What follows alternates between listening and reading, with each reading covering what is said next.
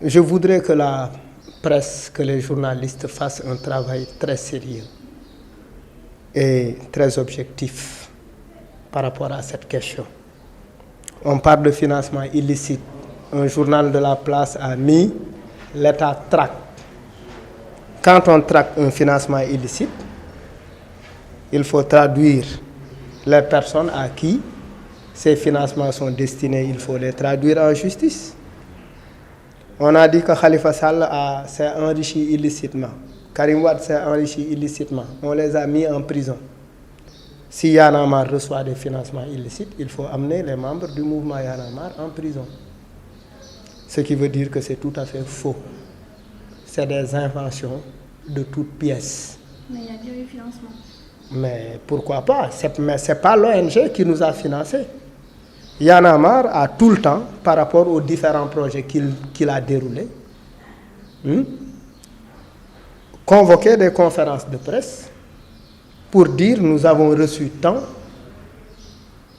et nous l'avons reçu de telle organisation parce que nous avons répondu à un appel à candidature et notre organisation a été sélectionnée. Maintenant, quand ces montants atteignent un certain niveau, on se dit, écoute, c'est beaucoup. On laisse le soin aux organisations avec qui nous travaillons et avec qui nous avons un rapport de confiance de gérer ça pour des mesures de transparence parce que nous n'avons pas un dispositif administratif pour gérer de tels fonds. C'est pourquoi on fait appel à l'expertise de certaines organisations. Donc, c'est tout simplement ça. Nous avons travaillé avec ONG 3D, nous avons travaillé avec le Forum Civil, nous avons travaillé avec Osiwa, nous avons travaillé avec Oxfam. Maintenant, on dit que l'État dit que c'est plutôt ENDA qui nous finance. ENDA ne nous a jamais financé. Y'en a marre confie à ENDA la gestion de ses finances. C'est tout simplement ça, il n'y a rien d'autre que ça. Il n'y a pas si longtemps, Fadel Barro a affirmé avoir bien reçu un financement, mais il s'agit d'un financement qui date en fait de 2013. Donc, est-ce le même financement ou bien sinon, d'où est-ce qu'il venait ce financement? On a travaillé sur plusieurs projets. On a travaillé avec Osiwa et Oxfam sur un projet qui s'appelle Doh ak Sa Gox, qui a duré 1 an. Le premier projet a concerné les 7 régions soutenues par Oxfam et le deuxième a été financé par Osiwa pour les 7 autres régions. C'est l'Observatoire de la démocratie et de la bonne gouvernance, où le mouvement Y'en a marre, qui a permis au mouvement Y'en a marre de se déplacer dans tout le Sénégal et d'organiser des conférences interactives entre les élus et les populations. Parce que les élus, avant d'être élus, viennent vers les populations pour leur proposer un programme. Et si une fois le programme convainc, les gens votent pour eux. Mais pour nous, il doit y avoir un retour. Il faut surveiller. Après avoir alerté, il faut surveiller les gens pour le programme pour lequel ils ont été élus. C'est la raison pour laquelle nous avons mis en place le projet Doh ak Sa Gox, Observatoire de la démocratie et de la bonne gouvernance, qui consistait à créer un face-à-face entre les élus et les populations. Maintenant, ce sont les élus qui posent des questions, ce sont les populations qui posent des questions aux élus par rapport aux engagements, par rapport à leurs promesses. Est-ce qu'elles ont été respectées ou pas? Ça, c'était avec Osiwa et Oxfam. Ensuite, nous avons répondu à un appel à candidature de l'Union européenne. Ce projet-là, on est en train de le mettre en œuvre. Ça va finir bientôt. Ce projet s'appelle Sunu Gox. C'est un projet sur la protection de l'environnement, où nous travaillons avec l'ONG française qui s'appelle GRET. Il faut rappeler que l'année dernière, à l'approche des législatives, l'ONG GRED a été convoquée. Et l'Union européenne a été même saisie par le ministre des Finances pour lui dire pourquoi vous donnez à Y'en a marre un tel montant. Et ces montants également sont gérés par l'ONG GRED, qui est un partenaire qui accompagne techniquement le mouvement Y'en a marre dans la mise en œuvre de ce projet-là. Donc on a co-postulé dans le cadre de ce projet. C'est une ONG française qui s'appelle GRED et Y'en a marre qui ont postulé à ce projet et qui l'ont gagné. Ce projet est en train d'être mis en œuvre. On est au niveau, la semaine dernière, on a même procédé à la remise des chèques aux associations de la localité de Guédiawaye et de Pikine. Donc, l'État est au courant de tout ça. Parce qu'avant d'intervenir dans une localité, le maire est saisi et informé.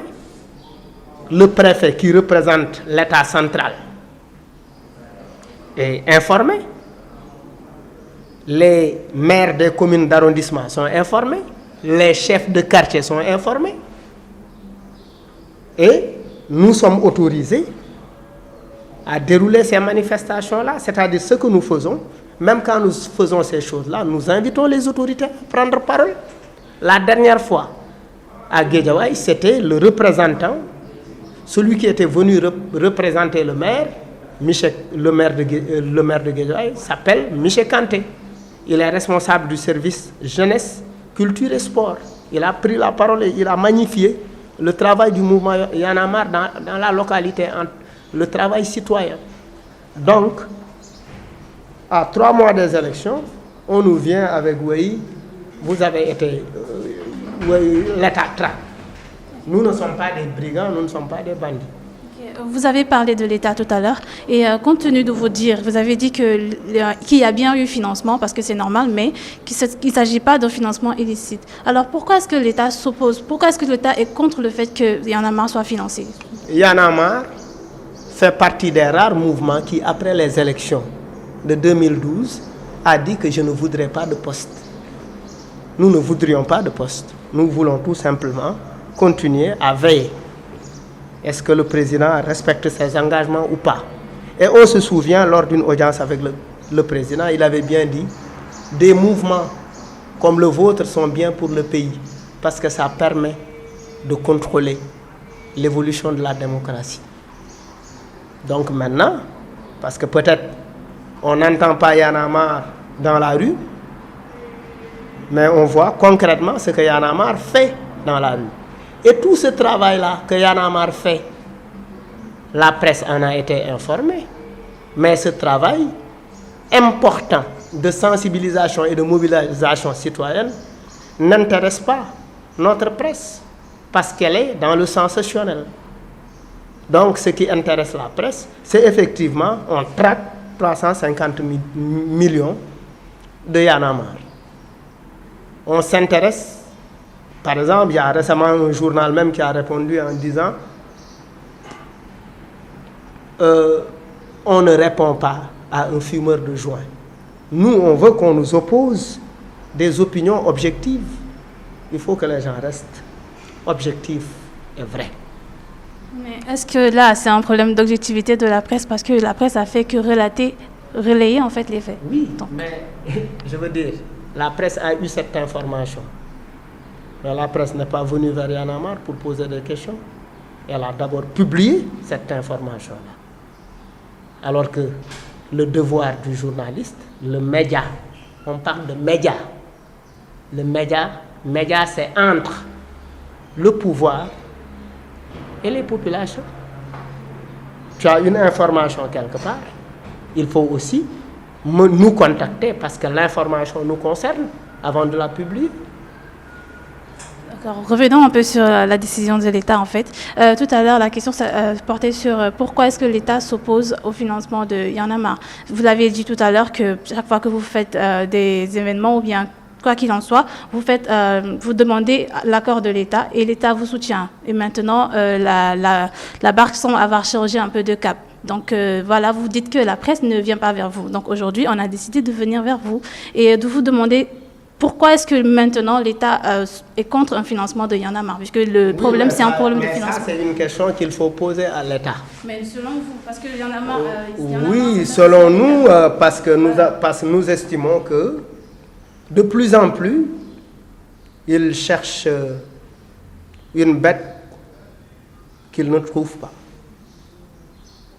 Ils nous ont vu dérouler le programme Parel qui consiste à mobiliser les jeunes à aller retirer leur carte. Parce que pour nous, si on a un vote massif des jeunes ou des populations, ça va